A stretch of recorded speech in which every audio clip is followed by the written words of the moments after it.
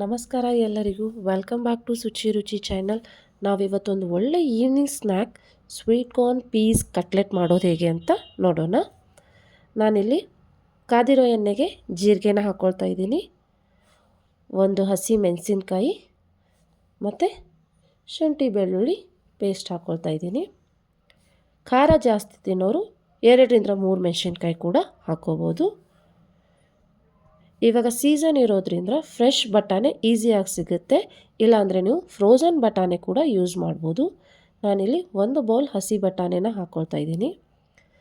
10-15 ನಿಮಿಷ ಬಟಾಣಿನ ನಿಧಾನವಾಗಿ ಹುರ್ಕೋಬೇಕು.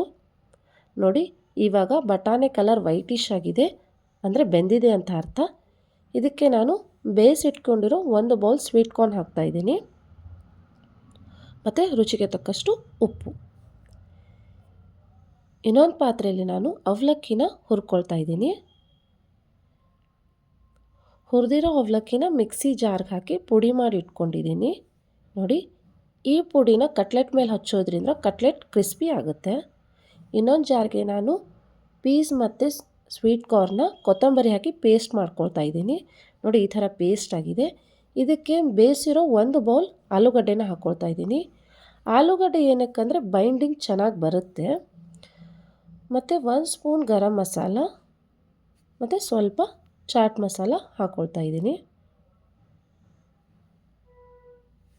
ಇವಾಗ ಚೆನ್ನಾಗಿ ಮಿಕ್ಸ್ ಮಾಡ್ಕೋಬೇಕು.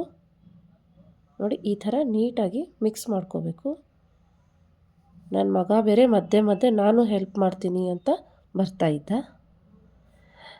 ಇವಾಗ ನಾನು ದೋಸೆ ತವನ ಬಿಸಿ ಮಾಡಿ ಇಟ್ಕೊಂಡಿದ್ದೀನಿ. ಇದಕ್ಕೆ ನಾನು ಒಂದು 4 ಚಿಕ್ಕ ಸ್ಪೂನಿಂದ ಎಣ್ಣೆ ಹಾಕ್ಕೊಳ್ತಾ ಇದ್ದೀನಿ. ನೋಡಿ, ಈ ಥರ ಎಣ್ಣೆ ಸವರ್ಕೋಬೇಕು.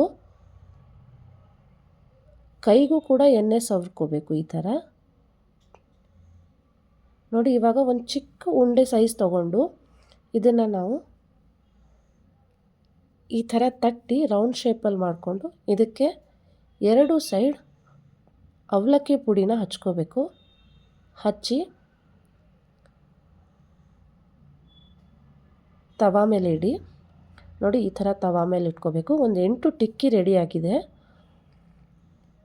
ಸ್ವಲ್ಪ ಮೇಲೆ ಕೂಡ ಎಣ್ಣೆನ ಹಾಕ್ಕೋಬೇಕು. ಟಿಕ್ಕಿ ಮೇಲೆ ಸ್ವಲ್ಪ ಎಣ್ಣೆ ಹಾಕ್ಕೊಳ್ಳಿ. ಒಂದು 10-15 ನಿಮಿಷ ಬೇಯಿಸ್ಕೋಬೇಕು. ನೋಡಿ, ಟಿಕ್ಕಿ ಕಲರ್ ಚೇಂಜ್ ಆಗಿದೆ. ಇವಾಗ ಒಂದು ಸೈಡ್ ಬೆಂದಿದೆ, ನಾನು 2 ಸೈಡ್ ಬೇಯಿಸ್ಕೋತೀನಿ. ನೋಡಿ, ಇವಾಗ ಟಿಕ್ಕಿ 2 ಸೈಡ್ ಕೂಡ ಬೆಂದಿದೆ.